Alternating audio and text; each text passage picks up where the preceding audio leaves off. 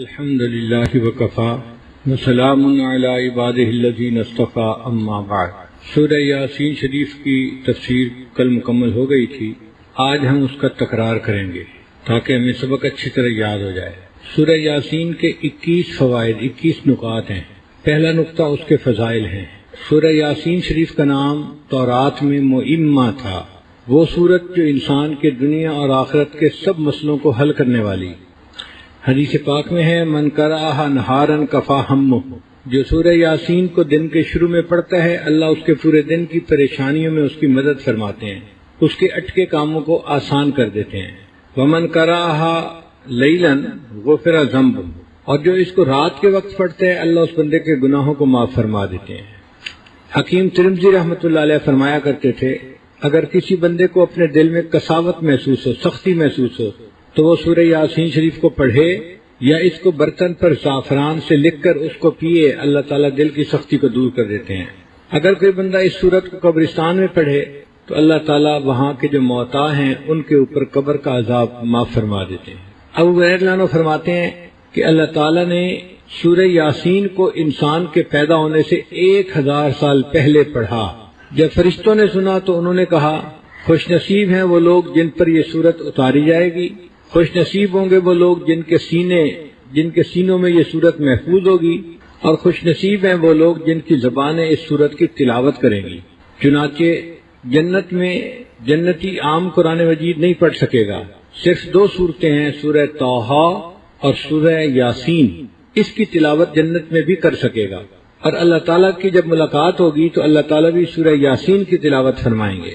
اکرمہ رضی اللہ عنہ فرماتے ہیں کہ نبی علیہ الصلوۃ والسلام اس سورت کو پڑھنے کے بعد حرم میں تشریف لاتے تھے تو کافر ٹولیاں بنا کر بیٹھے ہوتے تھے اور بڑے بلند بانگ دعوے کر رہے ہوتے تھے، جو ہمارے بتوں کو برا کہتا ہے ہمیں اگر مل جائے تو ہم تو اسے نہیں چھوڑیں گے، ہم تو یہ کریں گے، ہم تو وہ کریں گے، ہم تو فلاں کریں گے۔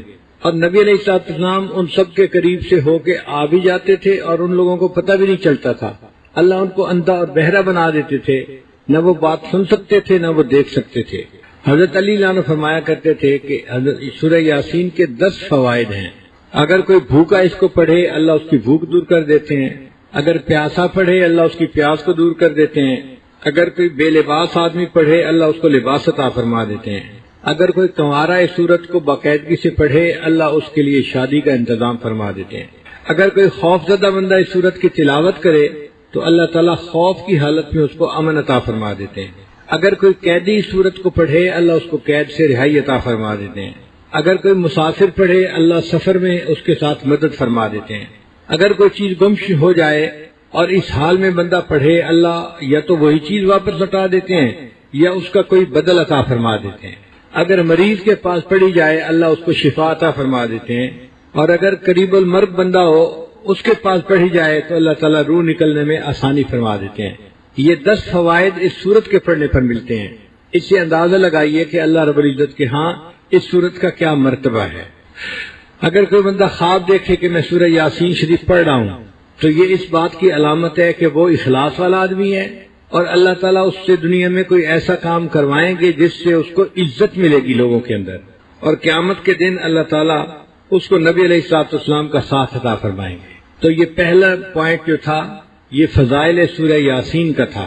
دوسرا پوائنٹ ہے حروف مقطعات کے بارے میں، کہ سورہ یاسین کی ابتدا ہے یاسین، یہ یاسین 2 حروف ہیں یا اور سین، اور ان کے معنی کیا ہیں یہ کسی کو پتہ نہیں۔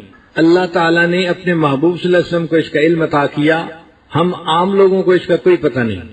یہ حروف مقطعات مختلف صورتوں سے پہلے آئے ہیں، کہیں 1 حرف، کہیں 2، کہیں 3، کہیں 4، کہیں 5، اور ان حروف مقطعات نے عرب کے لوگوں کو لاجواب کر دیا۔ عرب کے لوگ اپنے آپ کو عرب کہتے تھے کہ ہم بڑے زبان دان ہیں، اور باقی لوگ اجمی ہیں، اجمی کہتے ہیں گنگے کو، کہ باقی دنیا کو تو بولنا ہی نہیں آتا، ان کی تو زبان ہی نہیں ہے کوئی۔ تو جن کو اپنی زبان پہ اتنا فخر تھا اللہ نے ان کے فخر کو یوں توڑا کہ سورتوں کے شروع میں حروف مقطعات بنا دیے۔ مقصد یہ تھا کہ اے لوگو جن حروف سے تم کلام کرتے ہو انہی حروف سے بنی ہوئی یہ کتاب ہے، اگر اس کا بنانا آسان ہے تو تم اس جیسی ایک سورت بنا کے دکھا دو۔ پھر فرمایا اگر ایک سورت نہیں بنا سکتے تو 10 آیتیں بنا کے دکھا دو۔ آخر پر فرمایا کہ اگر 10 آیتیں نہیں بنا سکتے تو ایک ہی آیت بنا کے دکھا دو، اور فرمایا کہ انسانوں صرف یہ تمہیں چیلنج نہیں، جنوں کو بھی چیلنج ہے، انسان اور جن مل جائیں اور قرآن مجید جیسی ایک آیت بنانے کی کوشش کریں، لا یأتون بمثلہ، وہ اس کی جیسی کوئی آیت بنا کے نہیں دکھا سکتے، ولو کان بعضهم لبعض ظہیرا، ایک دوسرے کے مددگار کیوں نہ ہو جائیں۔ تو جو لوگ اسلام کے خلاف اپنی جانیں دیتے تھے، اپنے بچوں کو قربان کرتے تھے، اگر یہ چیلنج قبول کرنا ان کے لیے آسان ہوتا تو وہ کر لیتے، وہ 10 صورتیں بنا کے لے آتے، 5 صورتیں بنا کے لے آتے کہ جی دیکھو ہم نے بھی صورت بنا دی ہے، مگر ان زباندان لوگوں نے ایک بھی صورت بنا کے سامنے پیش نہ کی۔ نہ خنجر اٹھے گا نہ تلوار ان سے، یہ بازو میرے آزمائے ہوئے ہیں۔ اللہ تعالیٰ انسان کی حقیقت کو جانتے تھے، فرمایا کہ یہ ایک آیت بھی نہیں بنا سکتے۔ عرب میں ایک بڑا شاعر تھا اور وہ غار میں رہتا تھا، تنہائی میں رہتا تھا، تاکہ وہ اپنا کلام لکھ سکے یکسوئی کے ساتھ۔ جب سورۃ الکوثر اتری تو ایک کافر نے یہ سوچا کہ اس کی 3 آیتیں ہیں، انا اعطیناک الکوثر فصل لربک وانحر ان شانئک هو الابتر، اگر اس میں چوتھا فقرہ جوڑ دیا جائے تو یہ ربائی بن جائے گی، تو ہم اس چیلنج کو قبول کرنے کی بات کرتے ہیں۔ چنانچہ اس نے یہ 3 آیتیں لکھی اور اس شاعر کو جا کر دیں اور کہا کہ آپ برائے مہربانی ایک فقرہ جوڑ دیں، آپ کے ایک فقرہ جوڑنے سے ہمارا مسئلہ حل ہو جائے گا۔ اس شاعر نے بڑے دن غور کیا کہ اس آیت کے اس کے آگے کون سا فقرہ جوڑے۔ بڑے دنوں کی سوچ وچار کے بعد جو فقرہ اس کو سمجھ آیا وہ یہ تھا، انا اعطیناک الکوثر فصل لربک وانحر ان شانئک هو الابتر ما ھذا قول البشر، یہ کسی بشر کا قول نہیں ہے۔ تو اللہ تعالیٰ نے کافروں کی زبانوں کو گنگ بنا دیا کہ تم میرے کلام کے مقابلے میں کوئی کلام لا ہی نہیں سکتے۔ اور یہ بھی عجیب بات ہے کہ حروف تہجی جو ہیں وہ 29 ہیں، لیکن حمزہ اور الف ایک ہی جیسے ہیں، اگر ان دونوں کو ایک سمجھ لیا جائے تو 28 بنتے ہیں۔ اب 28 حروف میں سے اللہ تعالیٰ نے 14 حروف کو استعمال کیا، 14 کو چھوڑ دیا۔ حکمت کیا تھی کہ میرے بندو آدھے حروف سے تو میں نے اپنا کلام بنا دیا قرآن مجید، باقی آدھے حروف کو استعمال کر کے تم ایک قرآن بنا کے ذرا دکھا دو۔ اور یہ جو حروف ہیں ان کی سلیکشن بھی عجیب راز ہے، یہ رینڈم نہیں ہے، اس میں حکمت ہے کوئی۔ الف سے لے کے زال تک پہلا حصہ بنتا ہے، اس میں اللہ تعالیٰ نے 2 حروف کو استعمال فرمایا اور 7 کو چھوڑ دیا، الف اور ہا کو استعمال کیا اور 7 کو چھوڑ دیا، اور آخری جو حصہ بنتا ہے وہ فا سے لے کے یا تک، اس میں اللہ نے 7 حروف کو استعمال کیا، 2 حروف کو چھوڑ دیا، فا اور واو کو چھوڑ دیا، باقی سب حروف کو استعمال کر لیا، تو 7 اور 2 9، یہ 9 حروف بن گئے۔ پھر درمیان کا حصہ تھا وسط کا، را سے لے کے غین تک، اللہ نے 10 حروف میں سے ایک کو استعمال کیا، ایک کو چھوڑ دیا، ایک کو استعمال کیا، ایک کو چھوڑ دیا، تو 5 حروف وہاں سے مل گئے، تو 9 اور 5 یہ 14 حروف مقطعات بنے جن سے اللہ تعالیٰ نے اپنے کلام کو سجایا۔ مفسرین نے ان میں بہت حکمتیں بیان کی ہیں، وہ فرماتے ہیں جیسے الف لام میم، الف سے مراد اللہ اور میم سے مراد محمد صلی اللہ علیہ وسلم اور لام سے مراد جبرائیل علیہ السلام، جو اللہ اور رسول وسلم کے درمیان واسطہ بنے، اللہ کے کلام کو نبی علیہ السلام تک لے کر آئے۔ تو الف لام میم اللہ، جبرائیل علیہ السلام اور محمد صلی اللہ علیہ وسلم اس کی اشارہ کرتا ہے۔ بعض مفسرین نے لکھا کہ جن صورتوں کے شروع میں الف کا حرف آیا ہے اس میں قرآن مجید کا ضرور تذکرہ ہے۔ الف لام میم ذالک الکتاب لا ریب فیہ، الف لام را تلک آیات الکتاب المبین۔ تو الف جہاں آئی ہے وہاں قرآن کا تذکرہ ضرور ہے، اور جس صورت کے شروع میں طا کا حرف آیا ہے اس صورت میں حضرت موسیٰ علیہ السلام کا تذکرہ ہے، یا موسیٰ علیہ السلام کا جو عصا سانپ بن گیا تھا اس کا تذکرہ ہے۔ اگر آپ غور کریں تو طا کا حرف ایسے ہی ہے جیسے کوئی اژدہا یا سانپ بیٹھا ہوا ہو، نیچے ڈھیر لگا ہوا ہوتا ہے اور اس کا سر اوپر اٹھا ہوا ہوتا ہے، تو طا کا حرف بن جاتا ہے۔ اور جس صورت کے شروع میں نون کا حرف آیا ہے اس میں قلم کا تذکرہ آیا ہے، نون والقلم وما یسطرون، اور اگر نون پر غور کریں تو وہ دوات کی مانند حرف بنتا ہے، تو جہاں دوات کے حرف کا تذکرہ تھا وہاں اللہ نے قلم کا بھی تذکرہ ساتھ کر دیا۔ لیکن اصل بات یہ ہے کہ یہ اللہ اور بندے کے درمیان راز ہیں، اللہ نے اپنے محبوب صلی اللہ علیہ وسلم کو ان رازوں کے ذریعے سے اپنا میسج پہنچا دیا۔ کہتے ہیں جن لوگوں کے درمیان محبت ہو نا وہ اشاروں میں باتیں کر جاتے ہیں اور فرشتوں کو بھی پتہ نہیں چلتا. میانے عاشق و معشوق رمزیز کرامن کاتبین ہم خبرنیز. عاشق اور معشوق کے درمیان ایسے اشارے ہوتے ہیں، وہ پیغام ایک دوسرے کو پہنچا جاتے ہیں، فرشتوں کو بھی پتہ نہیں چلتا. جیسے ایک شاعر نے شعر لکھا کہ میں نے اپنی محبوبہ کو کہا فقلت لہا قفی، میں نے اسے کہا کہ تم رک جاؤ. اس نے کہا فقالت لی کاف، اس نے مجھے کہا کاف. کفی کہنے کی کیا ضرورت تھی؟ یہ تو پورا لفظ ہے، اگر یہ بولو گے تو سب کو پتہ چل جائے گا تم مجھے رکنے کا اشارہ کر رہے ہو. صرف قاف کا حرف بول دو، میں سمجھ جاؤں گی تم مجھے روکنا چاہتے ہو، میں رک جاؤں گی. تو یہ حروف مقطعات بھی اللہ تعالیٰ اور ان کے محبوب صلی اللہ علیہ وسلم کے درمیان راز کی باتیں تھیں، جو عاشق اور معشوق کے درمیان، محب اور محبوب کے درمیان اشارات تھے. تیسرا نقطہ، یاسین. کچھ لوگ اپنا نام رکھ لیتے ہیں، تو یاسین نام رکھنا کیسا ہے؟ امام مالک رحمۃ اللہ علیہ منع فرماتے تھے. وہ فرماتے تھے کہ ممکن ہے کہ یہ اللہ تعالیٰ کے ناموں میں سے کوئی نام ہو، اسماء الحسنہ میں سے کوئی اسم ہو، تو بندے کو یہ نام رکھنا پھر مناسب نہیں.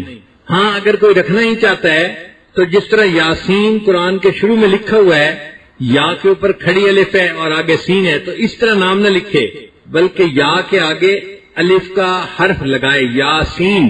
تو یاسین کے وزن پر پھر یاسین کا نام رکھنا اس کے لیے جائز ہو جائے گا. چوتھا نقطہ یہ ہے کہ اللہ تعالیٰ نے قرآن مجید میں مختلف انبیاء کو خطاب فرمایا، مگر ان کے نام لے کر ان کو خطاب کیا. یا آدم، یا نوح، یا زکریا، یا ابراہیم، یا موسیٰ، یا عیسیٰ، یا یحییٰ، نام لے کر ان کو خطاب فرمایا. لیکن جب اپنے محبوب صلی اللہ علیہ وسلم کا معاملہ آیا تو اللہ تعالیٰ نے ان کو ذاتی نام لے کر یا محمد، یا احمد ایسے خطاب نہیں کیا، صفاتی نام سے خطاب کیا. یا ایھا النبی، یا ایھا الرسول، یا ایھا المزمل، یا ایھا المدثر. اے جہان کو درست کرنے والے، اے کملی کے اوڑھنے والے. اللہ نے ان کو ان کے صفاتی ناموں سے پکارا. اس میں نبی علیہ الصلوۃ والسلام کی عظمت ظاہر ہوتی ہے. پھر پانچواں نقطہ یہ ہے کہ حدیث پاک میں نبی علیہ السلام نے فرمایا لکل شیء قلب وقلب القرآن یاسین. ہر چیز کا دل ہوتا ہے اور قرآن مجید کا دل سورہ یاسین ہے. تو سورہ یاسین کو قرآن مجید کا دل کیوں کہا گیا؟ مفسرین نے اس کی مختلف وجوہات لکھی ہیں. ایک وجہ یہ لکھی ہے کہ 3 عقائد بنیادی ہیں. ایک اللہ تعالیٰ کی توحید کا اقرار، دوسرا نبی علیہ السلام کی رسالت کا اقرار، اور تیسرا قیامت کے دن اللہ کے سامنے کھڑے ہونے کا اقرار، بعثت بعد الموت. تو یہ 3 بنیادی نقطے تھے، اور اس صورت میں اللہ تعالیٰ نے ان تینوں پوائنٹس کو خوب کھولا ہے. اپنی توحید کو بھی کھولا ہے، محبوب کی رسالت کو بھی کھولا ہے، اور مرنے کے بعد زندہ ہو کر کھڑے ہونے کو بھی خوب کھولا ہے. چونکہ بنیادی عقائد اس میں کھولے گئے، اس لیے اس صورت کو قرآن مجید کا دل کہا گیا. اس صورت کے شروع میں اللہ تعالیٰ قسم اٹھا کر فرماتے ہیں یاسین والقرآن الحکیم انک لمن المرسلین. اے میرے محبوب صلی اللہ علیہ وسلم، بے شک آپ بھیجے ہوئے رسولوں میں سے ہیں. تو اللہ تعالیٰ نے باقی انبیاء کی رسالت کی بھی گواہی قرآن میں دی، لیکن کسی نبی کی گواہی قسم اٹھا کے نہیں دی. اس صورت میں اللہ تعالیٰ نے اپنے محبوب صلی اللہ علیہ وسلم کی رسالت کی قسم اٹھا کر گواہی دی ہے. اس میں بڑی عظمت ہے، اس میں بڑا اکرام ہے کہ اللہ کے محبوب صلی اللہ علیہ وسلم کی رسالت کی اللہ قسم اٹھا کر گواہی دیتے ہیں. کوئی بڑا آدمی ویسے ہی بات کر دے تو وہ بات اہم ہوتی ہے، اگر وہ قسم اٹھا کر کہے تو بات کی اہمیت اور بھی زیادہ ہو جاتی ہے. تو سوچئے اللہ کے محبوب صلی اللہ علیہ وسلم کو کتنی تسلی ملی ہوگی جب اللہ نے قسم اٹھا کر کہا کہ آپ تو میرے رسولوں میں سے ہیں. پھر فرمایا وَعَلَىٰ صِرَاطٍ مُسْتَقِيمٍ، آپ سیدھے راستے پر ہیں.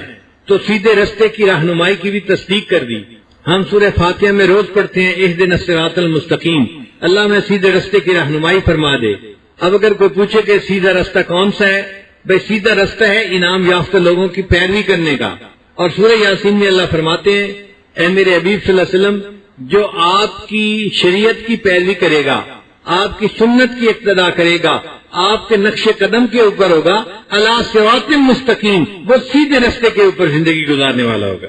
پھر اللہ تعالیٰ اپنے محبوب صلی اللہ علیہ وسلم کو تسلی دیتے ہیں کہ کافر آپ کی بات سنتے ہیں مگر اس پہ توجہ نہیں دیتے، بات مانتے نہیں. آپ اس سے غمزدہ نہ ہوں، آپ اپنے دل کو غمزدہ نہ ہونے دیں. یہ بھی ضدی لوگ ہیں اور ان کے باپ دادا جو گزرے وہ بھی ضدی لوگ تھے. یہ آپ کی بات سنیں گے اور مانیں گے نہیں، چونکہ ان کے آنکھوں کے اوپر پردے پڑ گئے، ان کے کانوں کے اوپر پردے ہیں، دلوں کے اوپر تالے ہیں. تو آپ ان کو ڈرائیں یا نہ ڈرائیں سواء علیہم، برابر ہے. یہاں پہ ایک نقطہ نکلتا ہے کہ اگر ڈرانا یا نہ ڈرانا برابر ہے تو پھر ڈرانے کا کیا فائدہ. مفسرین نے لکھا ان لوگوں کے حق میں برابر ہے، ڈرانا یا نہ ڈرانا ان کو فائدہ نہیں ہوگا، لیکن جو ڈرانے والا ہوگا اس کو تو ثواب ملے گا نا ڈرانے کا. تو اے محبوب صلی اللہ علیہ وسلم آپ کو اپنی تبلیغ کا اجر ملے گا، اللہ کا قرب نصیب ہوگا. ان لوگوں کے لیے برابر ہے. تو اگر یہ آپ کی بات کو نہیں مانتے تو آپ پریشان نہ ہو اس بات پر، یہ اللہ کا فیصلہ ہے. اللہ نے ان کا معاملہ ایسے کر دیا، اللہ نے ان کے گلوں کے اندر رسم و رواج کے توق ڈال دیے ہیں، اور اس توق کی وجہ سے ان کے سر اوپر ہو گئے ہیں، یہ نیچے راستہ دیکھ ہی نہیں سکتے. ایسے ہے جیسے ان کے دائیں بائیں اللہ نے دیواریں کر دی ہیں اور اوپر ان کے اللہ نے پردہ ڈال دیا، ان کو کچھ نظر نہیں آتا. چنانچہ 7واں پوائنٹ وَجَعَلْنَا مِن بَيْنِ أَيْدِيهِمْ سَدًّا وَمِنْ خَلْفِهِمْ سَدًّا فَأَغْشَيْنَاهُمْ فَهُمْ لَا يُبْصِرُونَ. یہ آیت مبارکہ انسان کے لیے آخرت کا فائدہ تو رکھتی ہے، دنیا کا بھی فائدہ رکھتی ہے. چنانچہ اگر کوئی آدمی کسی سے خوف محسوس کرے، کوئی دشمن ہے اس سے ڈر ہے، کوئی موذی ہے ایذا پہنچنے کی توقع ہے، تو وہ اگر اس آیت کو پڑھ کر اس پر پھونک دے تو اللہ تعالیٰ اس بندے سے شر سے محفوظ فرما لیتے ہیں. نبی علیہ السلام بھی اسی آیت کو پڑھ کے حرم آتے تھے اور کافر ان کو نہیں دیکھ پاتے تھے. اگر آج کا کوئی بندہ اس کو دشمن کا ڈر ہے، پولیس کا ڈر ہے یا کسی اور کا ڈر ہے، اس آیت کو پڑھ لے اللہ تعالیٰ اس کی حفاظت فرما دیں گے. اس آیت کو وہ آدمی بھی پڑھ سکتا ہے کہ جو دفتر میں کام کرتا ہے اور اس کا افسر ظالم ہے، وہ اس پر ظلم کرتا ہے، اس کو تنگ کرتا ہے، اس کا جینا حرام کر دیا ہے. اگر وہ دفتر جا کے اس آیت کو پڑھ کر افسر کے اوپر پھونک دے تو اس کی غلطیاں کمزوریاں اللہ اوجھل کر دیں گے، اس افسر کو اس کا پتہ ہی نہیں چل سکے گا. بیرون ملک جو رہنے والے لوگ ہیں وہ ایک ایسے ماحول میں رہتے ہیں کہ جہاں دوست بھی ہیں دشمن بھی ہیں. وہاں پر اگر کوئی پولیس کے ہتھے چڑھ جائے تو پولیس پھر اس کا ٹکا کے جو ہے وہ احتساب کرتی ہے. تو اگر ایسا ڈر ہو تو اس آیت کو پڑھ کے اگر پھونک دیا جائے تو اللہ اس بندے کی حفاظت فرما لیتے ہیں. ہم نے اپنی زندگی میں ہزاروں مرتبہ اس کا تجربہ کیا اور ہزاروں مرتبہ اس کا ایفیکٹ آنکھوں سے دیکھا ہے. اب اگر فوج کے لوگ اس پر عمل کریں اور فوجی اگر لڑنا ہو دشمن کے سامنے جا کر اس آیت کو پڑھ کے پھونک لیا کرے، اللہ تعالیٰ اس کی دشمن سے حفاظت فرمائیں گے. مثال کے طور پہ پائلٹ نے حملے کے لیے جانا ہے تو اس کا تو جہاز ریڈار کے اوپر ہوتا ہے، اگر اس آیت کو پڑھ کے پھونک لے اور پھر فلائٹ کرے، ہمارا یقین ہے اللہ تعالیٰ اس کے دشمن سے حفاظت فرمائیں گے. پھر اگلا نقطہ یہ ہے کہ اللہ تعالیٰ نے ایک شہر والوں کا تذکرہ کیا، بستی والوں کا تذکرہ کیا. مفسرین نے لکھا کہ وہ شہر انطاکیہ تھا. اس میں اللہ نے اپنے 2 انبیاء کو بھیجا، انہوں نے آ کے بستی والوں کو ڈرایا مگر انہوں نے بات نہیں مانی. پھر اللہ تعالیٰ نے ایک تیسرے پیغمبر اسلام کو بھیجا، انہوں نے بھی آ کے ڈرایا، لیکن لاتوں کے بھوت باتوں سے نہیں مانتے، وہ نہیں مانے. جب وہ نہیں مانے تو ایک آدمی تھا حبیب نجار اس کا نام تھا، کارپینٹر تھا. وہ شہر کے دوسرے کنارے سے دوڑا ہوا آیا اور اس نے آ کے اپنی قوم کو کہا کہ اے قوم تم ان کی بات کیوں نہیں مانتی، یہ تم سے کوئی اجر بدلہ نہیں مانگتے، یہ تو اللہ کے بھیجے ہوئے رسول ہیں، یہ تو ہدایت کے راستے پر ہیں، تم ان کی بات کو مانو. قوم کو غصہ آیا، انہوں نے حبیب نجار کو قتل کر دیا. حبیب نجار نے جو ان کو دعوت دی تھی وہ ان الفاظ سے دی تھی وَمَا لِيَ لَا أَعْبُدُ الَّذِي فَطَرَنِي وَإِلَيْهِ تُرْجَعُونَ. مجھے کیا ہو گیا کہ میں اس ذات کی پوجا نہ کروں جس نے مجھے پیدا کیا. یعنی عبادت اس کا حق ہے جو پیدا کرتا ہے اور وہ اللہ تعالیٰ ہے، بت نہیں ہے. اتنے اچھے طریقے سے انہوں نے دین کی دعوت دی. پھر جب قوم نے ان کو قتل کر دیا تو انہوں نے کہا یا لیت قومی یعلمون بما غفر لی ربی وجعلنی من المکرمین. کاش میری قوم دیکھتی کہ اللہ نے میرے گناہوں کو بخش دیا اور اللہ نے مجھے جنت عطا فرما دی. تو حدیث پاک سے ثابت ہے ہر مومن جب فوت ہوتا ہے تو اس کے دل کی یہ تمنا ہوتی ہے کاش میری قوم کو پتہ چل جائے کہ اللہ نے میرے اوپر مہربانی فرما دی. جب کوئی انعام لیتے ہیں نا یا پاس ہو جاتا ہے تو اس کا دل چاہتا ہے کہ سب کو پتہ چلے کہ میں پاس ہو گیا ہوں. یہی حالت مومن کی قبر میں ہوتی ہے. چنانچہ ایک مرتبہ 70 حفاظ شہید ہوئے تھے ایک غزوہ میں، تو انہوں نے یہ کہا تھا کہ بلغوا عنا قومنا، ہماری طرف سے ہماری قوم کو یہ بات پہنچا دی جائے ان قد لقینا ربنا، کہ ہماری ملاقات ہمارے رب سے ہو گئی، فرضی عنا وارضانا، اللہ ہم سے راضی ہو گیا، ہم اللہ سے راضی ہو گئے۔ تو اللہ تعالیٰ نے ان لوگوں کی یہ بات اپنے محبوب صلی اللہ علیہ وسلم کو وحی کے ذریعے سے اطلاع دے دی، اور نبی علیہ السلام نے بتایا کہ وہ لوگ جب شہید ہوئے تو وہ یہ بات کر رہے تھے، اللہ نے وہ پیغام مجھے پہنچا دیا۔ ایک صحابی تھے حضرت خباب رضی اللہ تعالیٰ نے، ان کو مکہ کے کافروں نے پکڑ لیا تھا اور وہ پھانسی دینا چاہتے تھے۔ حدیث پاک میں ہے کہ جب پھانسی دینے لگے تو انہوں نے دعا مانگی تھی، اے اللہ میں آپ کے محبوب کے سامنے اس وقت خود حاضر تو نہیں ہوں اور کوئی بندہ بھی نہیں کہ میں سلام بھیجوں، اے اللہ اگر میرے محبوب کو یہ منظر دکھا دے تو یہ دکھا دے کہ میں دین کی خاطر اپنی جان اللہ کے رام پہ قربان کر رہا ہوں۔ حدیث مبارکہ میں نبی علیہ السلام مسجد میں تشریف فرما تھے، آپ نے ارشاد فرمایا اللہ نے میرے اور خباب کے درمیان کے سب پردوں کو ہٹا دیا اور میں نے آج مکہ میں اس کو پھانسی پہ چڑھتے ہوئے آنکھوں سے دیکھ لیا ہے۔ جب کوئی مردہ قبر میں جاتا ہے اور اسے منکر نکیر سوال پوچھتے ہیں اور وہ کامیاب ہو جاتا ہے تو وہ ان فرشتوں کو کہتے ہیں دعونی ارجع الی اہلی، مجھے اجازت دو میں اپنے اہل خانہ کے پاس واپس جاؤں، فاخبرہم، اور ان کو جا کے میں اس بات کی اطلاع دوں کہ میں قبر میں کامیاب ہو گیا۔ تو وہ کہتے ہیں کہ نہیں تو واپس نہیں جا سکتا، نم کا نومت العروس، دلہن کی نیند سو جا آرام کر۔ اب یہاں بھی نکتہ ہے کہ اس کو دلہن کی نیند کیوں کہا، یہ کیوں نہیں کہا آرام کی نیند سو جا، گہری نیند سو جا، سکون کی نیند سو جا، دلہن کی نیند سو جا۔ محدثین نے لکھا کہ دلہن جب پہلی رات سوتی ہے تو اس کو وہی جگاتا ہے جو اس کا خاوند اس کا محبوب ہوتا ہے۔ یہ مومن آج قبر میں سو رہا ہے، قیامت کے دن اس کو وہی جگائے گا جو اس کا محبوب ہوگا، چنانچہ مومن کی آنکھ کھلے گی، اس کو اپنے رب کا دیدار نصیب ہوگا۔ پھر اس میں مفسرین نے بہت سارے نکات نکالے ہیں کہ دائی میں کیا صفات ہونی چاہیے جو حبیب نجار کے اندر تھیں۔ اس کو اپنی خاطر کسی سے انتقام نہیں لینا چاہیے، اس کی چاہت جوڑ کی ہونی چاہیے، اس کے اندر معاف کرنے کی صلاحیت ہونی چاہیے، اور عام لوگ بے قدرے ہوتے ہیں، اس سے دل تنگ نہیں کرنا چاہیے۔ لوگ کسی کی کیا قدر کریں گے، انہوں نے تو اپنی رب کی بھی قدر نہ کی، اور اللہ کو قرآن میں کہنا پڑا وما قدر اللہ حق قدری، ان لوگوں نے قدر نہیں کی جیسے اللہ کی قدر کرنی چاہیے تھی۔ جب اللہ کی قدر نہیں کی تو مخلوق کی کیا قدر کرے گی؟ تو لوگوں سے قدر کی توقع نہ رکھیں، بس ان کے ساتھ گزارا کریں اور دین کا کام کرتے رہیں۔ پھر اس کے بعد اللہ تعالیٰ نے زمین کی نشانیوں کو پیش کیا ہے، وَآیَةٌ لَهُمُ الْأَرْضُ الْمَيْتَةُ، کہ دیکھو لوگوں زمین خشک ہوتی ہے، بالکل بنجر ہوتی ہے، مردہ ہوتی ہے۔ اللہ تعالیٰ آسمان سے بارش نازل فرماتے ہیں اور اسی مردہ زمین کے اندر سے کھیتی پودے نکل آتے ہیں اور وہ لہلہانا شروع کر دیتے ہیں۔ تو جو پروردگار مردہ زمین کو زندہ کر سکتا ہے، اسی طرح اللہ تعالیٰ قیامت کے دن اپنی رحمت کی ایسی بارش برسائیں گے کہ جو لوگ قبروں کے اندر لیٹے ہوئے ہوں گے وہ بھی تو بیج کی مانے رہنا، ایسی رحمت کی بارش ہوگی کہ یہ بیج اگنا شروع ہوگا اور یہ لوگ دوبارہ زندہ ہو کر اپنے رب کے سامنے کھڑے ہو جائیں گے۔ پھر اس میں اللہ کی نشانیاں ہیں، آپ غور کریں اللہ تعالیٰ نے زمین کے اندر نمکیات کو کیسا عجیب بیلنس کیا ہے کہ آدم علیہ السلام سے لے کر آج تک ہزاروں سال گزر گئے، پودے ان نمکیات کو استعمال کرتے ہیں۔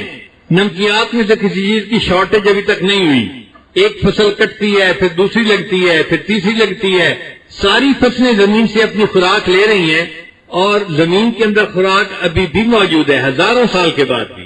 اگر کوئی کہے جی کہ اللہ نے شروع میں زیادہ کنسنٹریشن رکھ لی تھی تو بھئی پودوں کو مر جانا چاہیے تھا، لیکن پودے شروع سے اگ رہے ہیں اور ہزاروں سال کے بعد آج بھی اگ رہے ہیں۔ اللہ تعالیٰ نے اپنی زمین کے اندر NPK کا بیلنس ایسے کر دیا کہ آج بھی ان کو فرٹیلائزر ملتا ہے، ان کو ان کے کیمیکل ملتے ہیں اور یہ فصلیں لہلہا رہی ہیں۔ پھر زمین کے اندر غور کرو تو کتنی نشانیاں ہیں۔ آپ دیکھیں، آپ کسی تختے کے اوپر کھڑے ہوں، وہ تختہ تھوڑا سا ہلے تو آپ فوراً ہل جاتے ہیں۔ ہم زمین کے اوپر ہیں اور زمین ہل رہی ہے، گھوم رہی ہے اور ہمیں پتہ بھی نہیں چلتا۔ سائنس کہتی ہے اگر کوئی وہیل چل رہا ہو اور اس کے سینٹر سے 1 میٹر کے فاصلے پر 1 گرام وزن کا فرق ہو اور وہ 100 کلومیٹر کی رفتار سے پر آور چل رہا ہو تو 1 ٹن کا تھرسٹ پڑتا ہے، یعنی دھکا جو لگتا ہے نا وہ 1 ٹن کے وزن کا ہوتا ہے۔ اسی لیے آپ گاڑی میں سفر کرتے ہیں، وہیل ان بیلنس ہوتا ہے تو گاڑی میں بیٹھے ہوئے دھکے لگے ہوتے ہیں، لوگ کہتے ہیں جی ویل بیلنس پہ ہو جا کے، جب جاتے ہیں تو چند گرام کا فرق ہوتا ہے، چند گرام کا فرق تھا اور انسان کو اتنے دھکے لگ رہے تھے۔ اللہ آپ نے اس اتنی بڑی زمین کو کتنا بیلنس کیا، ہم اس کے اوپر موجود ہیں اور ہمیں یہ بھی نہیں احساس ہوتا کہ زمین حرکت بھی کر رہی ہے یا نہیں کر رہی۔ اور یہ بھی دیکھیں کہ دنیا میں ہر روز ہزاروں ٹن کے اعتبار سے پہاڑ توڑے جاتے ہیں، چیزیں اٹھا کے، مٹی اٹھا کے ایک جگہ سے دوسری جگہ پہنچائی جاتی ہے، اس بیلنسنگ کے اندر کوئی فرق نہیں پڑتا۔ زمین اسی طرح سموتھ چل رہی ہے اور ہم اس کے اوپر موجود ہیں اور ہمیں پتہ ہی نہیں۔ تو یہ زمین قدرت کی نشانیوں میں سے ایک نشانی ہے۔ زمین کا قطر 24,000 میل ہے اور زمین 1,000 میل کی رفتار سے چل رہی ہے، اس لیے 24 گھنٹے میں دن رات کا سائیکل ختم ہو جاتا ہے۔ تو جتنا ہم زمین کے اندر غور کریں گے ہمیں اس میں اللہ کی قدرت کی نشانیاں نظر آئیں گی۔ پھر اللہ تعالیٰ نے زمین کی مثال دینے کے بعد آسمان میں سورج اور چاند کی مثال بھی دی۔ فرمایا کہ دیکھو ہم نے چاند کی منزلیں متعین کر دی ہیں، 28 منزلیں، اور مہینہ جو ہوتا ہے وہ 29 دن کا ہوتا ہے یا 30 دن کا ہوتا ہے۔ شریعت کی یہ خوبصورتی ہے کہ شریعت نے دن کی عبادت کو سورج کے ساتھ متعین کیا۔ سورج طلوع ہونے سے پہلے فجر پڑھ لو، زوال کے بعد ظہر پڑھ لو، جب سایہ 2 مثل ہو جائے تو اس وقت عصر پڑھ لو، جب سورج غروب ہو جائے تو مغرب پڑھ لو، اور جب سورج غروب ہوئے اتنا وقت ہو جائے کہ سورج کے ستارے آسمان پہ چھٹکنے لگے تو اس وقت عشاء کی نماز پڑھ لو۔ سورج کو کیوں متعین کیا؟ کہ انسان گھر میں ہے تو بھی سورج کو دیکھ سکتا ہے، جنگل میں ہے تو بھی دیکھ سکتا ہے، سمندر میں ہے تو بھی دیکھ سکتا ہے، پہاڑ کی چوٹی پہ ہے تو بھی دیکھ سکتا ہے۔ یہ ایک ایسی چیز ہے جس کو زمین کے اوپر ہر بندہ دیکھ لیتا ہے، اس کو دیکھ کے وقت کا تعین کرنا آسان ہے۔ تو نمازوں کو اللہ نے سورج کے ساتھ جوڑ دیا، لیکن جو سال کی تقریبات تھیں اللہ نے ان کو قمری مہینے کے ساتھ جوڑا ہے، چاند کے ساتھ جوڑا ہے۔ چاند دیکھو تو یہ پہلی محرم ہے، چاند دیکھو یہ پہلی ربیع الاول ہے، چاند دیکھو یہ پہلی رمضان ہے، چاند دیکھو یہ پہلی شوال عید کا دن ہے۔ نبی اسلام نے فرمایا صوموا لرؤیتہ وافطروا لرؤیتہ، جب تم چاند کو دیکھو تو روزہ رکھنا شروع کر دو اور جب چاند کو دیکھو تو عید منا لو۔ آج کے زمانے میں کچھ ایسے بھی لوگ ہیں کہ جو زیادہ ہی سائنس لکھے پڑھے بن گئے ہیں، وہ کہتے ہیں جی چاند دیکھنے کی کیا ضرورت ہے، کیلکولیشنوں سے ہمیں پتہ ہوتا ہے کب چاند نظر آئے گا، لہذا کیلکولیشنوں سے ہمیں فیصلہ کر لینا چاہیے۔ چنانچہ یہ لوگ شعبان کے آخری دنوں میں اعلان کر دیتے ہیں فلاں دن رمضان کا پہلا روزہ ہوگا اور فلاں دن عید منائی جائے گی، یعنی رمضان کی ابتدا کا بھی اعلان، رمضان کی انتہا کا بھی اعلان، اور یہ لوگ سائنسی کیلکولیشنوں کے اوپر بنیاد باندھتے ہیں۔ ہم کہتے ہیں کہ نہیں، ایسا نہیں کرنا چاہیے، چاند کو دیکھ کے روزہ رکھنا چاہیے اور چاند کو دیکھ کے عید منانی چاہیے۔ اس کے جواب میں وہ ہمیں کہتے ہیں یہ جاہل ہیں، ان مولویوں کو کیا پتا، یہ دقیانوس ہے اور ان کو تو زمانے کا پتہ ہی نہیں، یہ تو سائنس کو کچھ جانتے ہی نہیں۔ مگر ہم اپنی بات پہ پھر بھی قائم ہیں، ہم چاند کو دیکھیں گے تو روزہ رکھیں گے اور چاند کو دیکھیں گے تو عید کریں گے۔ ایک دفعہ کا تجربہ بھی ساجد نے بتایا کہ امریکہ میں عید کے چاند کا اعلان کرنا تھا اور یہ میری ذمہ داری تھی، تو میں نے چاند کے ڈپارٹمنٹ جو تھا، جو مون کے لیے اسپیس میوزیم بنا ہوا ہے، ان میں ایک سیکشن ہے جو چاند کو ہر وقت مانیٹر کرتا رہتا ہے۔ وہ لوگ دعویٰ کرتے ہیں کہ we trace each inch of the trajectory of moon, کہ چاند کا جو دائرہ ہے ہم اس کے ایک ایک انچ کو میئر کرتے ہیں، ہمیں پتہ ہوتا ہے چاند اس وقت کہاں ہے۔ تو میں نے وہاں فون کر کے پوچھا کہ جی بتائیں، میں اس جگہ پر ہوں امریکہ میں، بتائیں آج یہاں چاند نظر آئے گا یا نہیں آئے گا؟ وہ کہنے لگے جی ہم امکان بتا دیتے ہیں کہ امکان ہے یا نہیں، ہم گارنٹی نہیں کر سکتے۔ میں نے کہا نہیں، مجھے گارنٹی چاہیے۔ ان کا جی کہ ہمارے نیوی کے سیکشن میں اس سے بھی زیادہ ریسرچ ہوتی ہے، آپ ان سے رجوع کریں، وہ جواب دیں گے۔ چنانچہ میں نے ان سے نمبر لیا اور میں نے ان کے نیوی کے سیکشن میں فون کیا۔ فون جس نے ریسیو کیا اس نے کہا کہ جی ہم امکان بتا سکتے ہیں، گارنٹی نہیں کر سکتے۔ میں نے اسے کہا کہ دیکھو ہم امریکہ میں رہتے ہیں اور دعویٰ تو یہ ہے کہ جی ہم چاند کے اوپر پاؤں رکھ چکے، چاند پر پہنچ چکے، اور میں کہتا ہوں کہ بتاؤ نظر آئے گا یا نہیں آئے گا، آپ کہتے ہیں گارنٹی نہیں کرتے، تو یہ کیا بات ہوئی؟ اس نے کہا جی کہ آپ ایسا ہے کہ میں آپ کو اس سائنسدان سے ملاتا ہوں جو پوری دنیا میں سب سے زیادہ سائنس چاند کو سمجھنے والا بندہ ہے، اس سے زیادہ سمجھنے والا بندہ کوئی نہیں، وہ ڈائریکٹر ہے ہمارا، اس سے میں ملاتا ہوں تو آپ اس سے بات کر لیجئے۔ چنانچہ اس نے ملا دیا. میں نے اس سے یہی سوال پوچھا. اس نے کہا جی ہم آپ کو امکان بتا سکتے ہیں کہ چاند نظر آئے گا یا نہیں آئے گا, ہم گارنٹی نہیں کر سکتے. میں نے اس سے بھی یہی کوشچن کیا کہ ایک طرف تو چاند پہ پہنچنے کے دعوے ہیں اور ایک طرف نظر آنے کی بھی گارنٹی نہیں کرتے آپ لوگ. تو اس نے کہا کہ اچھا آپ انجینئر ہیں, بات کو سمجھیں گے. میں نے کہا ہاں میں بات کو سمجھوں گا, انجینئرنگ بیک گراؤنڈ ہے میرا.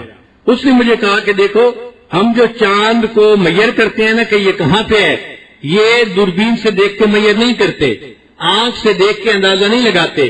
اس کے لیے ہم نے ایک میتھمیٹیکل ماڈل بنایا ہوا ہے. وہ ماڈل جو ہے اس سے کیلکولیشنوں کے ذریعے ہمیں پتہ چلتا ہے, اور ان ماڈل کے اندر 6000 ویریبل ہیں, 6000 ویریبل ہیں. جیسے ہوا کی سپیڈ ابھی کچھ ہے, تھوڑی دیر کے بعد آندھی آ جائے گی تو کچھ ہو جائے گی. اب یہ چیز بندے کے اختیار میں نہیں ہے, اللہ کے اختیار میں ہے. اس نے کہا کہ ہمارے اس میتھمیٹیکل ماڈل میں 6000 ویریبل ہیں. اب ہم گارنٹی نہیں کر سکتے کہ 6000 ویریبل میں کوئی تبدیلی نہیں آئے گی اور ریزلٹ یہ آئے گا. یہ عین موقع پہ کیا ہوتا ہے یہ تو کائنات کا بنانے والا جانتا ہے, ہم نہیں جانتے. تو میں نے الحمدللہ کہا کہ الحمدللہ اتنی سائنسی ریسرچ کے بعد بھی میرے آقا صلی اللہ علیہ وسلم کی بات آج بھی سچی ہے. چاند کو دیکھو تو روزہ رکھو اور چاند کو دیکھو تو تم عید منا لو, تم کیلکولیشنوں کے اوپر انحصار نہیں کر سکتے. پھر آگے 13واں نقطہ اللہ تعالیٰ فرماتے ہیں لَلشَّمْسِ يَنبَغِي لَهَا أَن تُدْرِكَ الْقَمَرَ, چاند کو زیب نہیں دیتا کہ وہ سورج کو زیب نہیں دیتا کہ وہ چاند کو پکڑے, اور نہ رات دن سے پہلے آ سکتی ہے. ہر کوئی اپنے اپنے دائرے کے اندر گھوم رہا ہے, اللہ کی عبادت کر رہا ہے, اللہ کی تسبیح بیان کر رہا ہے. 1400 سال پہلے جب سائنس کی کوئی بنیاد نہیں تھی, کوئی جانتا نہیں تھا, اس وقت شریعت نے بتا دیا کہ آسمان پر چاند کا دائرہ الگ ہے اور سورج کا دائرہ الگ ہے. یعنی آربٹ کا تصور یہ سب سے پہلے قرآن مجید نے پیش کیا کہ چاند کا آربٹ الگ ہے اور سورج کا آربٹ الگ ہے, اور آج بھی سائنس اسی بات کو تسلیم کرتی ہے. پھر 14واں نقطہ اللہ تعالیٰ نے جانوروں کی مثال دی. وَآیَةٌ لَّهُمْ أَنَّا حَمَلْنَا ذُرِّيَّتَهُمْ فِي الْفُلْكِ الْمَشْحُونِ, اللہ تعالیٰ نے کشتی کی مثال دی. یعنی آسمان کی مثالیں دینے کے بعد اللہ تعالیٰ نے سمندر کی مثال دی. دیکھو سمندر کے اندر کتنی لہریں آتی ہیں, ہائی ٹائیڈ ہوتی ہے, لو ٹائیڈ ہوتی ہے. اگر ہم چاہیں تو تمہارے جہازوں اور کشتیوں کو توڑ کے رکھ دیں, لیکن ہم نے تمہیں مہلت دی ہوئی ہے, تم سمندر میں سیر کرنے کے قابل ہو. آج بڑے بڑے بحری بیڑے بڑھ چکے, مگر وہ بھی سفر کرتے ہیں تو چاند کا خیال رکھتے ہیں.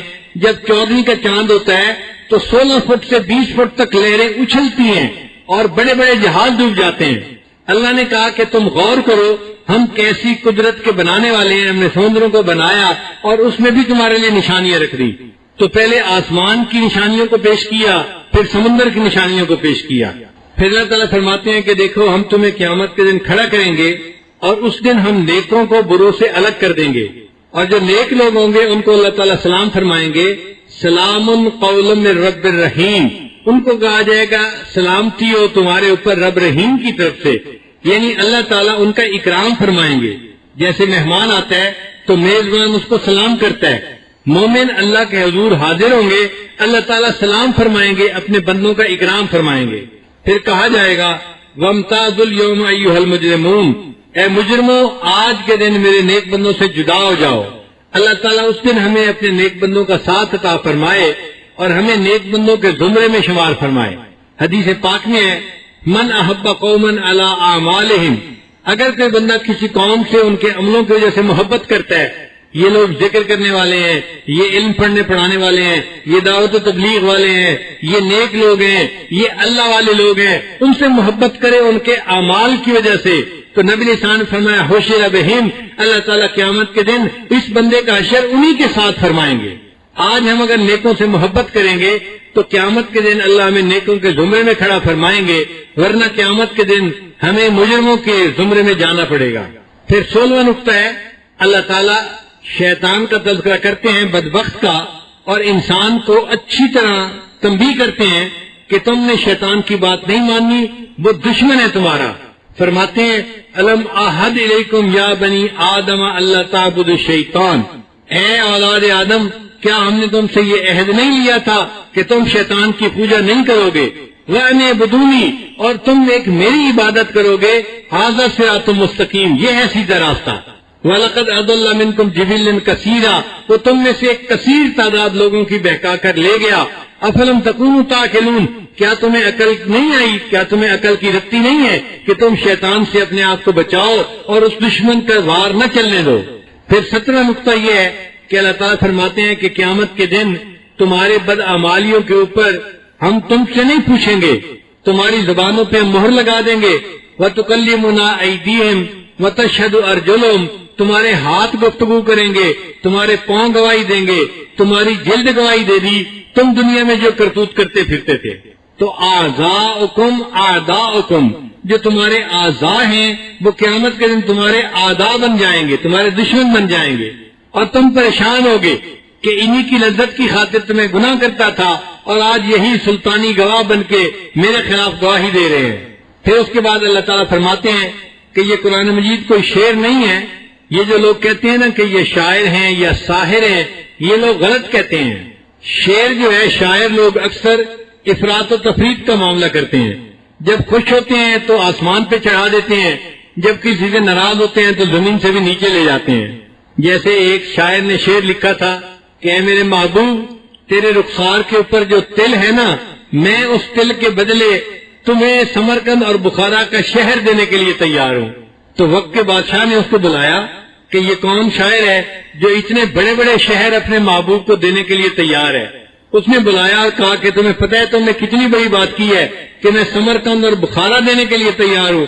اس نے کہا بادشاہ سلامت، مجھے زیادہ خرچ کرنے کی عادت ہے، اس لیے میں نے سمرقند اور بخارا محبوب کو پیش کر دیا، یہی تو وجہ ہے کہ گھر مجھے کھانے کو کچھ ملتا ہی نہیں ہے۔ تو بادشاہ ہنس پڑا اور اس نے اسے سزا نہیں دی۔ تو شاعر چونکہ افراط و تفریط کرتے ہیں، اللہ فرماتے ہیں کہ میں نے اپنے محبوب کو شاعر نہیں بنایا اور شعر ان کو زیب بھی نہیں دیتا، کیونکہ یہ قرآن مجید جو ہے یہ نثر ہے، مگر اس کے اندر جو تاثیر ہے وہ شعر سے بھی بڑھ کر ہے، شعر کی کوئی ضرورت نہیں ہے۔ اس نثر کے اندر اللہ نے ایسی تاثیر پیدا کر دی ہے، جو پڑھتا ہے اس کے دل کے اوپر اس کا اثر ہوتا ہے۔ پھر 19واں نقطہ، اللہ تعالیٰ نے جانوروں کی مثال دی۔ اولم یرو انا خلقنا لهم مما عملت ایدینا انعاما فهم لها مالکون۔ اللہ تعالیٰ انعام، جانوروں کی مثال دیتے ہیں کہ اے انسانوں، ہم نے تمہارے لیے دیکھو جانور بنائے، یہ جانور تمہاری کیسی اطاعت کرتے ہیں۔ آپ دیکھیں اونٹ کتنا بڑا جانور ہے قد و قامت میں، ایک لات مارے تو جس بندے کے لات لگے وہ دوبارہ نہیں اٹھے گا، مر ہی جائے گا، اتنی طاقت ہوتی ہے۔ مگر اس کے اوپر بوجھ لاد کر ایک 3 سال کے بچے کو اس کی مکیل پکڑا دیں، اونٹ اس کے پیچھے چلنا شروع کر دیتا ہے، اتنا فرما بردار اور تابعدار ہے۔ 500 اونٹ ایک دوسرے کے ساتھ نتھی ہوں اور ان کی نکیل ایک بچے کے ہاتھ میں ہو تو 500 اونٹ اس بچے کے پیچھے پیچھے چلتے رہتے ہیں۔ تو اللہ فرماتے ہیں کہ دیکھو ہم نے ان کو تمہارا فرما بردار بنایا، وہ تمہاری کیسی فرما برداری کرتے ہیں۔ تم گھوڑے کو دیکھ لو، گھوڑا کتنا طاقتور ہوتا ہے، تم اس کو پکڑنا چاہو پکڑ نہیں سکتے، لیکن ہم نے اسے تمہارا تابعدار بنا دیا، وہ تمہاری فرما برداری کرتا ہے۔ انسان گھوڑے کو تانگے کے اندر جو ہے لگا لیتا ہے اور پھر گھوڑے کو مارتا ہے، بھگاتا ہے، اور گھوڑا بھاگتا ہے، سارا دن بھاگتا ہے، انکار نہیں کرتا جی اب تو میں تھک گیا ہوں، اب میں کچھ نہیں کر سکتا، جی آپ نے میرے پاؤں کے نیچے جو لوہا لگوایا تھا نا، اس کا جو کیل تھا وہ مجھے ہرٹ کر رہا ہے، مجھے درد ہو رہی ہے اور مجھ سے بھاگا نہیں جا رہا، میں نہیں بھاگ سکتا۔ اس کی زبان اللہ نے بند کر دی، وہ اپنے مالک کے سامنے بول بھی نہیں سکتا، تکلیف ہے تو بھی بھاگ رہا ہے، نہیں تکلیف تو بھی بھاگ رہا ہے، سارا دن گرمی کا موسم بھاگتا رہا، تھک گیا، اب مالک کی چھٹی کرنے کا وقت ہے۔ جب اس نے چھٹی کرنے کے لیے گھر جانے کا ارادہ کیا، اس کو 2 سواریاں مل گئیں، بھئی ہم نے ریلوے اسٹیشن جانا ہے اور دیر ہو گئی، ٹائم کم ہے، ہمیں ذرا جلدی پہنچا دو۔ تو مالک اس کو پھر جو ہے نا ریلوے اسٹیشن کی طرف لے کے چلتا ہے۔ احتجاج نہیں کر سکتا وہ گھوڑا، جناب میری ڈیوٹی ختم ہو گئی، آپ تو گھر کی طرف چلنے لگ گئے تھے، اب آپ کو 2 ٹکے کی امید لگ گئی، پھر آپ نے مجھے بھگانا شروع کر دیا۔ وہ بیچارہ پھر بھاگنے لگ جاتا ہے۔ اب وہ بھاگ رہا ہے تو اس کا مالک پھر اس کو چھانٹے مار رہا ہے۔ گھوڑا پوچھ نہیں سکتا جناب سارا دن بھی میں بھاگتا رہا اور اب اس اوور ٹائم میں بھی میں بھاگ رہا ہوں، آپ مجھے کیوں چھانٹے مار رہے ہیں، کیا مسئلہ ہے آپ کو؟ مالک چھانٹے مارتا ہے اور تیز بھاگو۔ جناب اگر یہ سواریاں لیٹ ہو گئی ہیں میرا تو قصور نہیں نا، یہ تو ان سواریوں کا قصور ہے، کیوں لیٹ آئی ہیں؟ اور مجھے بھاگنے کے باوجود آپ مار رہے ہیں۔ گھوڑا مار کھاتا ہے اور بھاگتا ہے اور بھاگتا ہے، اور اگر اس بھاگنے کے دوران اسے لیڈ کرنے کا وقت پیش آ جائے تو وہ اپنی ضرورت کے لیے کھڑا نہیں ہوتا، بلکہ بھاگ بھی رہا ہوتا ہے، لیڈ بھی کر رہا ہوتا ہے۔ اللہ نے اسے انسان کا ماتحت بنا دیا، اس نے ماتحتی کا حق ادا کر دیا، اپنی ضرورت کے لیے بھی نہیں رکتا، بھاگ رہا ہے، چھانٹے کھا رہا ہے، اور ان سواریوں کو وقت پہ اپنے اسٹیشن پہ پہنچا دیتا ہے۔ جب اسٹیشن پہ پہنچا دیتا ہے اس کو پیاس لگی ہوتی ہے، اور گھوڑے کو مالک نے پانی نہیں پلایا ہوتا، تو گھوڑا کیا کرتا ہے، قریب میں جو گندی نالی کا گندا پانی ہوتا ہے وہی پینا شروع کر دیتا ہے۔ وہ اپنے مالک کو یہ نہیں کہہ سکتا جناب سارا دن بھگایا، میرا اتنا پسینہ بہا، اتنی ڈی ہائیڈریشن ہوئی کہ اب میرے اندر جو ہے پانی کی جو ہے ضرورت تھی اور آپ نے مجھے پانی بھی نہ پلایا، میں گندی نالی کا پانی پیتا ہوں، آپ کے اوپر اعتراض نہیں کرتا۔ پھر اس گھوڑے کو لے کے مالک گھر آتا ہے اور گھر آ کے باندھتا ہے، سردیوں کا موسم ہے، اچھا میں تھوڑی دیر بعد اس کو کمرے میں باندھ دوں گا، ابھی میں گھر میں ہو کے آتا ہوں، سلام کرتا ہوں۔ وہ گھر میں بیوی بچوں کو سلام کرنے آتا ہے، وہیں باتوں میں بیٹھ جاتا ہے، پھر کھانا کھاتا ہے، پھر اس کو نیند آتی ہے تو وہ اپنے بستر میں سو جاتا ہے اور بھول ہی جاتا ہے کہ میں نے گھوڑے کو چارہ بھی دینا تھا اور کمرے میں بھی باندھنا تھا۔ پوری رات وہ گھوڑا سردی میں کھڑا رہتا ہے، ٹھٹھرتا رہتا ہے، سو نہیں سکتا، لیکن اپنے مالک کو بیل دے کے بلا نہیں سکتا کہ جناب ذرا باہر تو تشریف لائیں، مالک صاحب آپ نے نہ مجھے کھانا دیا نہ مجھے میری جگہ پر باندھا، میں سردی میں ٹھٹھر رہا ہوں۔ ساری رات اس کی نیند پوری نہیں ہوتی، اس کا آرام پورا نہیں ہوتا، اور اگلے دن اس کو میڈیکل لیو لینے کا حق نہیں ہے کہ مالک کو کہ جناب آج میری طبیعت ناساز ہے، میں ڈیوٹی پہ نہیں جا سکتا۔ اللہ نے اس کی زبان بند کر دی، اس کا حق لے لیا، وہ مالک کا فرما بردار ہے۔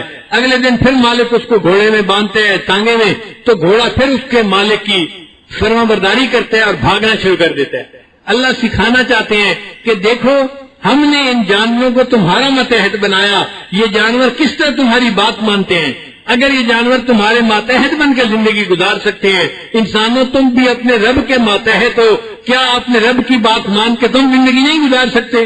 ہم نے قربانی کے موقع پہ دیکھا ہے لوگ اپنے گھروں میں بکرے دمبے پالتے ہیں، تو جو پالتو دمبے ہوتے ہیں نا، پھر ان کو شام کو نہلا کے ذرا باہر نکلتے ہیں کہ جانور بھی چلے گا اور ہم بھی ذرا باہر کی ہوا کھا کے آئیں، تو وہ اس دمبے کو کوئی رسی نہیں باندھتے کہ رسی باندھ کے پکڑ کے چلے، نہیں، وہ راکھواں لیلا ہوتا ہے، وہ گھر میں پالا ہوا ہوتا ہے، وہ مالک کو پہچانتا ہے، مالک آگے آگے چل رہا ہے، پیچھے پیچھے اس کا دمبا چل رہا ہے، جہاں مالک کھڑا ہو گیا دمبا بھی کھڑا ہو گیا، جہاں مالک نے گلی کا ٹرن لیا دمبے نے بھی لے لیا، اس کو پتا ہوتا ہے یہ راکھواں لے لے، یہ میرے علاوہ کہیں اور نہیں جا سکے گا۔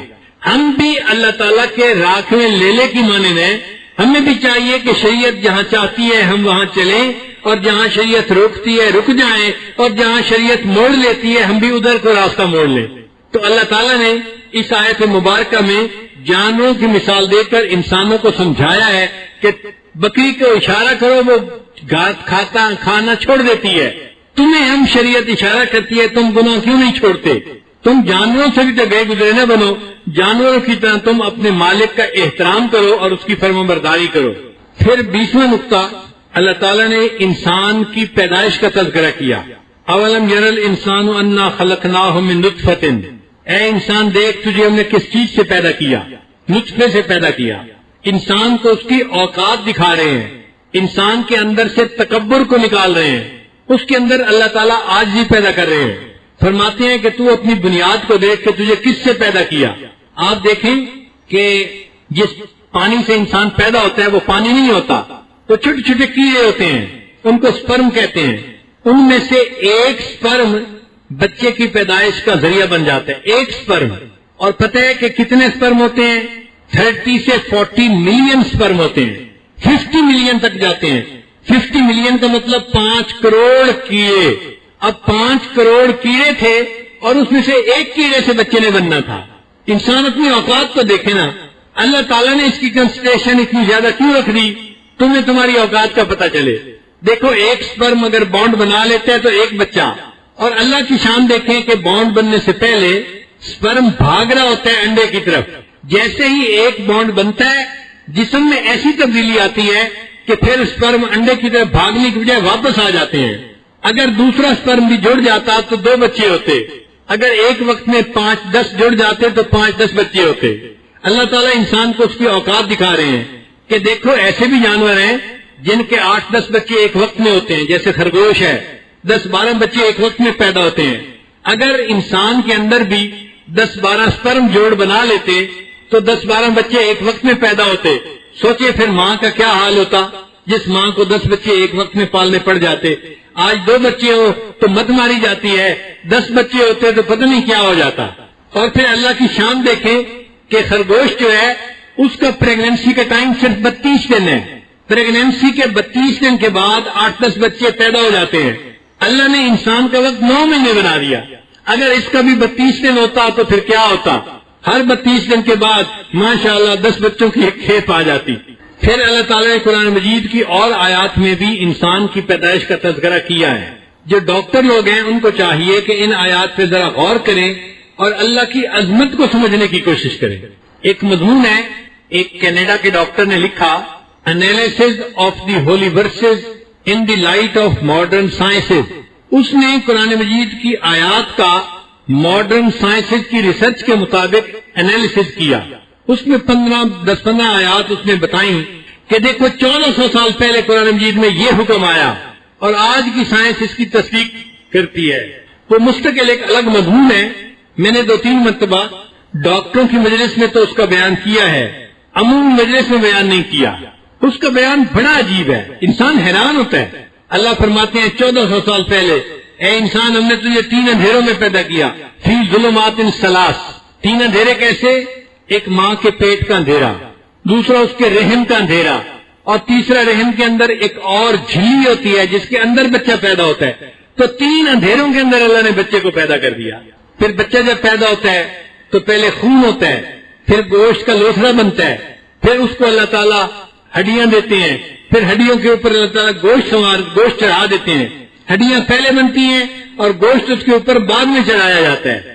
اور آج سائنس کی دنیا کہتی ہے کہ بالکل بچے کی پیدائش کا یہی سلسلہ ہے جو 1400 سال پہلے قرآن مجید نے بتا دیا.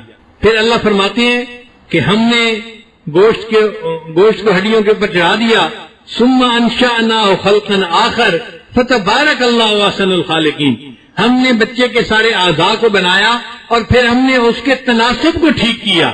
چنانچہ بچے کا الٹرا ساؤنڈ دیکھیں تو بچے کا سر شروع میں بہت بڑا ہوتا ہے اور ہاتھ اور پاؤں چھوٹے چھوٹے ہوتے ہیں، لیکن جب بچہ بن جاتا ہے تو اللہ تعالیٰ ہاتھ اور پاؤں کی لمبائی کو بھی بڑا کر دیتے ہیں. تو اللہ تعالیٰ بہتر درست کر دیتے ہیں اس کی. جب بچہ پیدا ہوتا ہے تو بہترین خوبصورت شکل میں پیدا ہوتا ہے. پھر اللہ تعالیٰ فرماتے ہیں کہ ہم نے بچے کو فجعلناہ سمیعا بصیرا، ہم نے اس کو سمیع بھی بنایا بصیر بھی بنایا. سمیع کہتے ہیں سننے والا، بصیر کہتے ہیں دیکھنے والا. تو بصارت کا تذکرہ بعد میں کیا، سماعت کا تذکرہ پہلے کیا. 1400 سال پہلے کی بات ہے. عقل کہتی ہے کہ بچہ پیدا ہو تو آنکھیں پہلے بننی چاہیے، کان بعد میں بننے چاہیے. اللہ فرماتے ہیں نہیں، ہم نے کان پہلے بنائے، آنکھیں بعد میں بنائیں. اور آج الٹرا ساؤنڈ والے کہتے ہیں کہ واقعی ماں کے پیٹ میں بچے کے کان کا سسٹم پہلے بنتا ہے، آنکھیں بعد میں بنتی ہیں. کان کو پہلے کیوں بنایا؟ کہ کان کے اندر انسان کی کینال ہوتی ہیں، اس میں فلوئڈ ہوتا ہے، اس فلوئڈ کے اوپر انسان کے جسم کا بیلنس متعین ہوتا ہے. ہم جب سیدھا کھڑے ہوتے ہیں تو کیوں کھڑے ہوتے ہیں؟ آنکھ سے دیکھتے ہیں کہ ہم سیدھے ہیں یا الٹے ہیں؟ نہیں، ہمارے کانوں کا فلوئڈ جو ہے وہ ہمارے دماغ کو لیول بتا رہا ہوتا ہے. جب لیول ان بیلنس ہوتا ہے تو ہمیں پتہ چل جاتا ہے کہ ہم ایک طرف کو جھکے ہوئے ہیں، ہم سیدھا ہونے کی کوشش کرتے ہیں. اگر وہ لیول خراب ہو جائے تو انسان کھڑا بھی نہیں ہو سکتا. میں نے ایک نوجوان بچے کو دیکھا جس کی عمر 32 سال تھی اور وہ کھڑا ہوتا تھا اور نیچے گر جاتا تھا، کھڑا ہوتا تھا نیچے گر جاتا تھا. میں نے پوچھا مسئلہ کیا ہے؟ وہ کہنے لگے جب میں کھڑا ہوتا ہوں تو مجھے لگتا ہے کہ میں ٹیڑھا ہوں، تو میں اپنے آپ کو سیدھا کرنے لگتا ہوں اور سیدھا کرنے کے دوران میں نیچے گر جاتا ہوں. اس کا بیلنس خراب تھا، لیول کا، فلوئڈ کا، تو وہ کھڑا بھی نہیں ہو سکتا تھا.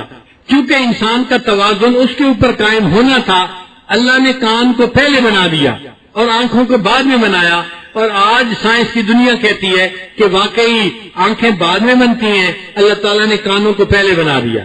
پھر دیکھیے جب بچے کی ولادت کا وقت آتا ہے، اگر اللہ تعالیٰ یہ فرما دیتے اچھا بچے کو پیدا تو میں کر دوں گا، بنا تو میں دوں گا، لیکن نکالنا آپ کے ذمہ ہے، تو انسان کئی مرتبہ تو کچے بچوں کو نکال بیٹھتا اور کئی دفعہ پیدا ہو کے پڑا ہوتا اور اس کو نکالنے کا ان کو موقع ہی نہ ملتا.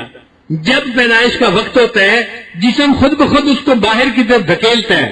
یہ جو دردیں ہوتی ہیں عورت کو، حاملہ عورت کو، یہ دردیں کیا ہیں؟ یہ مسل کنٹریکٹ ہو رہے ہوتے ہیں، ایکسپینڈ ہو رہے ہوتے ہیں، گویا مسل پش کر رہے ہوتے ہیں بچے کو باہر کی طرف. اللہ تیری قدرت پہ قربان جائیں کہ بچے کو بنایا بھی صحیح اور بچے کو جسم سے نکالنے کا کام بھی خود کر لیا. آپ غور کریں، انسان کے لیے تو ڈاکٹر ہیں، ہاسپٹل ہیں، الٹرا ساؤنڈ مشینیں ہیں، اور جانوروں کے پاس تو کچھ بھی نہیں ہوتا. ان کو تو کسی ڈاکٹر کی اور دایا کی ضرورت بھی نہیں ہوتی. بکری کا بچہ خود ہی پیدا ہو جاتا ہے، گائے کا بچہ خود ہی پیدا ہو جاتا ہے، بھینس کا بچہ خود ہی پیدا ہو جاتا ہے. اور یہ بھی عجیب بات ہے کہ بچہ پیدا ہونے کے 5 منٹ بعد اپنی ماں کے ساتھ بھاگ رہا ہوتا ہے.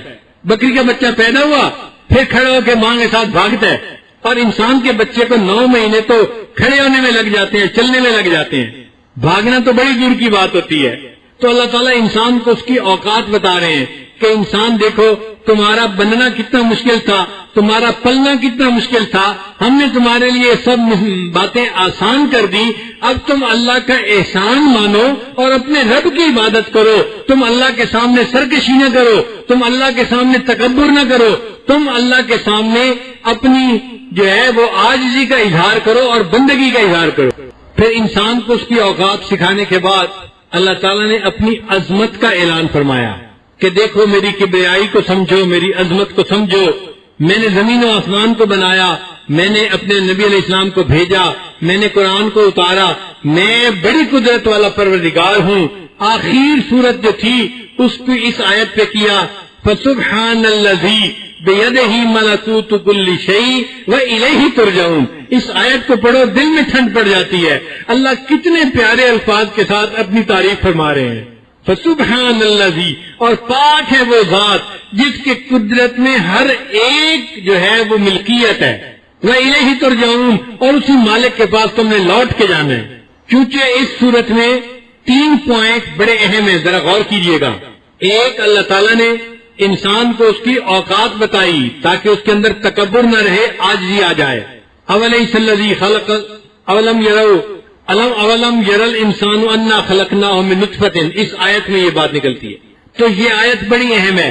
انسان کو اس کی اوقات بتائی گئی. پھر اللہ تعالیٰ نے انسان کو بتایا کہ شیطان جو ہے وہ تمہارا دشمن ہے، تم نے اس کی پیروی نہیں کرنی، تم نے میری بندگی کرنی ہے. اور تیسری آیت جو ہے وہ سورہ یاسین کی آخری آیت ہے، فسبحان الذی بیدہ ملکوت کل شیء. پاک ہے وہ ذات جس کے قبضے میں ہر چیز کی ملکیت ہے، ہر چیز کا مالک وہ ہے. تو اللہ نے اپنی کبریائی کے اوپر لا کر اس سورت کو مکمل کیا. یہ 3 چونکہ بنیادی نقطے تھے، اس لیے اس سورت کو قرآن مجید کا قلب کہا گیا. اللہ نے انسان کے اندر عاجزی پیدا کی، حقیقت بتائی، اس کو آئینہ دکھا دیا. اللہ نے انسان کو کلیئر کر دیا، شیطان تمہارا دشمن ہے، تم نے اس کے پیچھے نہیں چلنا، تم نے رحمان کے پیچھے چلنا ہے. اور اللہ نے سورت کو جو اختتام کیا وہ اپنی عظمت اور کبریائی کے اوپر کیا، فسبحان الذی بیدہ ملکوت کل شیء والیہ ترجعون. کیونکہ یہ 3 باتیں بڑی اہم تھیں، اس لیے سورہ یاسین کو قرآن مجید کا قلب کہا گیا. اللہ تعالی ہمیں اس سورت کو یاد کرنے کی، اس کا ترجمہ یاد کرنے کی اور اس کی تعلیمات کے مطابق زندگی گزارنے کی توفیق عطا فرمائے. وآخر دعوانا ان الحمد للہ رب